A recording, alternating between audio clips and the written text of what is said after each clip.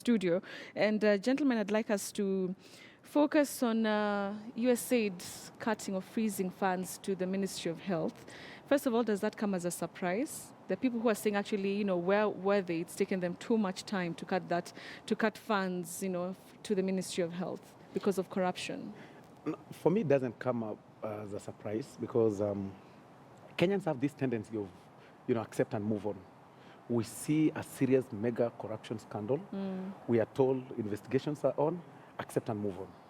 I mean, as long as it has actually come from the mouth of probably an opposition leader like Raila Odinga, the other camp will completely fight it. This is something that started in 2014. There were complaints about health, the health ministry corruption scandal all through. And I remember it was first brought openly by the opposition, but it was completely fought from the Jubilee side, and that is the government. So this has been all through. I mean, and we've really, there's another scandal that is actually coming up. Which one is that? This mega borrowing that the World Bank is raising an alarm that we've really borrowed more than what Kibaki borrowed in 10 years. So those kind of things that we talk about, we've really politicized it. So the fact that this thing has been withdrawn because of corruption, it shouldn't be a shocker to any Kenyan. I mean, it's a country that 10 people become rich from benefit from the benefits that are meant for 10 million Kenyans. And we don't talk about it. When you talk about it now, we go the tribal way or the political way that my people are being fought. And those are some of the things that we need to be talking about. So clearly, this is not a surprise. It's not a shocker. It was expected. USAID has done a good thing. There are countries that you cannot talk about corruption. And that is those countries that are linked to the USAID. All right. Clearly. Charles, one of the reasons they gave is that, first of all, they don't want to see the American tax money, going into, corruption scandals like, what we observed in the Ministry of Health. What impact will this have, really, even to other countries that, help Kenya in one way or another? How bad will this be for us? Of course, there could be a ripple effect. I've read, but I'm not confirmed that even the funding for free primary education may be cut. I don't know it's because of corruption or the upgrading of our status, but basically I want to agree with my friend Silvana Zia on the issue of the suspension of these monies, because this is money that is going to critical and essential health services, especially in the area of HIV and AIDS treatment, care, and protection. So when the reasons they gave was that there is the issue, the claims of corruption, and then poor accountability structures. And they say that they want to make sure that no American money is lost, and equally that healthcare services reach the people. So in January, there was an uproar over the Afya Center scandal, which was to 5 billion. And heads did not roll.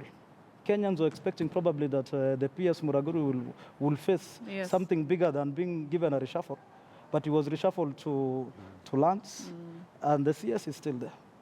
So I think on this issue of the suspension, I feel that it is good. It will come with a price. Because, well, they say they're only suspending the administrative component of this funding, the 2 billion, and retaining the other, mainly provision of ARV supplies and the rest.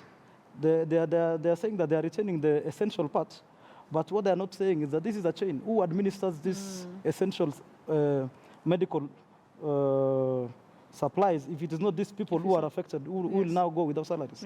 And their jobs get lost or they shut down. Right. So the impact shall go down to the people, and probably if other countries are watching, then maybe it's about time the issue of corruption and even claims of corruption are taken more seriously in our country, so that we raise the bar on integrity. 89 days to the election. What kind of impact do you think this, corruption will have on the re-election of President Uhuru Kenyatta, if it will happen? No impact completely. I mean, Kenyans are completely blank to actual matters that affect them.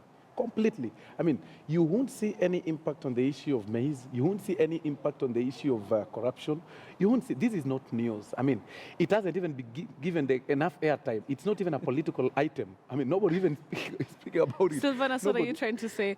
We've given corruption, the time that it deserves. The media is trying, right? But the political scene, you haven't even had, major political players talk about it openly. Every person is focused on how to win and putting people on tribal cocoons, counting those votes on those angles are not issues. What And those about the are things Kenyans that are themselves? Is it an issue to Kenyans that a lot of their money has been lost through corruption? telling a Kenyan in Kisumu, for instance, that probably, just an example, Yes. that Raila Odinga has taken this amount of money, is saying that Uhuru Kenyatta is fighting Raila Odinga. I mean, telling a Kenyan from Kiambu that somebody from the government has taken this amount of money, that person will say it is Raila Odinga who is fighting this.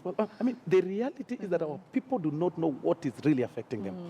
The day that people will realize that this country is going to the dogs and we need to fight for ideas and issues and not these kind of things that, you protect a person based on the region he comes from because he actually speaks the same language as you and you're sleeping hungry. I mean, we will not, a person who is going to the hospital missing ARVs because of this challenge does not really understand that there is a person in government who squandered 5 billion shillings and said, my people, I'm being fought. I mean, those are the things. It won't affect the re-election of Uhuru Kenyatta. It won't affect completely. Wow. Finally, Charles, your comment on the same. I agree. I think our... You agree also? Our behavior as Kenyans, especially politically, is that we focus on the tribe. We are defined by the tribe. And even when I want to fault what NASA has done. They have attempted to recreate the Pentagon, which is a combination of 5 regional kingpins representing tribes. So essentially, the election in August 8th has become a competition between this tribe and these tribes, who has more numbers. So it's not about issues. It's not about issues. Wow. And we have this thing in Kenya they call the collective national amnesia. In August, maybe something else will have come. And if the only thing that I feel may become an issue is the food, because now it's affecting Kenyans' our stomachs. in their stomachs. All right, thank you very much. Gentlemen, we've run out of time. Thank you very much. We've been speaking to Charles Kipkule, who's a political analyst. Also, a political analyst, Sylvanus Osoro. He's also the aspirant for South Mugirango Member of Parliament position. Thank you very much, gentlemen, for your time. All right.